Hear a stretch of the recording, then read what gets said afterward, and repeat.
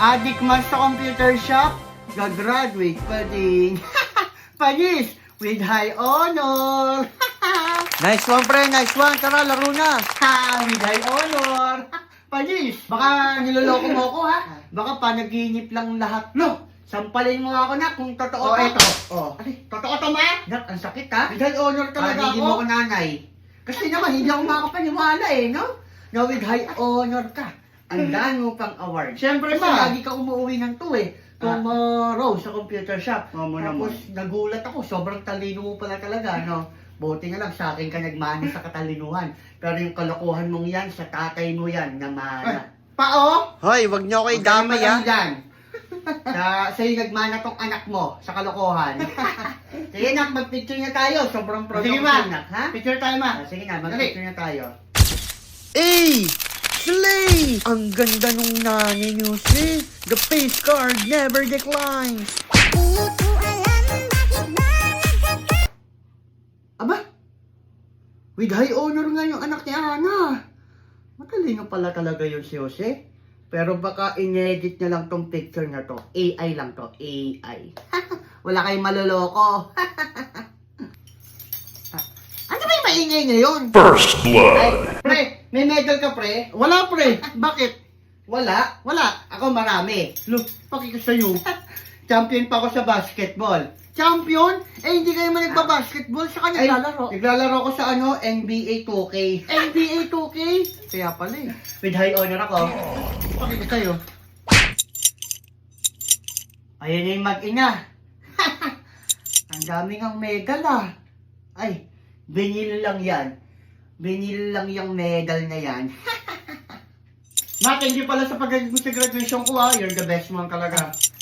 Nak, ayun yung kapitbahay nating Inglaterra. Si Aling Marquez. Panigurado, hindi maniniwala siya na with high honor ka. Tapos yung mga award mong yan. Panigurado ma, ipagsigawan mo nga yung mga mga award mo niya yan. Dali. Sige ma. Para marinig niya.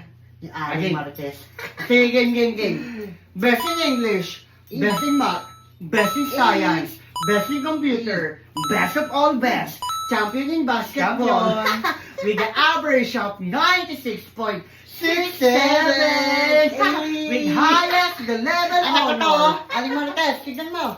Ang daming medal ng anak ko. Panis! Katalino. With high honor. Nasa akin. Nanay ko to. Hoy, wala kayong malaloko dito. Binili nila yung medal niya yan. Mura lang yan eh. Hoy, pag-inggit, piket. Tama ba? Eh yung anak mo, may award ba? Wala. Kasi, puro ka kasi tisbosa. Slay!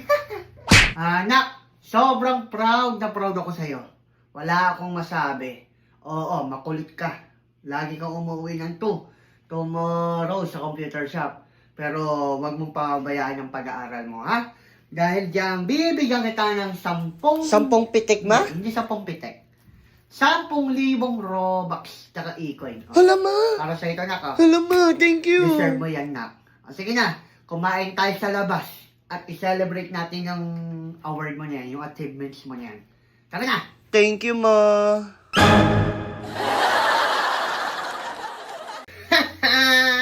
Nice game, pre, ha? Nice game. Pre, umaga na. Okay lang yan. Sabi naman ni mama, umuwi ako ng maaga eh. Pre, maaga, hindi umaga. Papagalitan ka naman ni Ay. tita. Pre, sakto may nagmamalunggay pandesal. Sakto, nagugutom na ako, pre. Tara, bili tayo ng malunggay pandesal. Tara, pre, tara. Sige, pre, tara. Ata, pabili nga ako ng malunggay pandesal mo. 20 pesos, yung maliliit lang ha. O, sige, Ano Nay. bayad?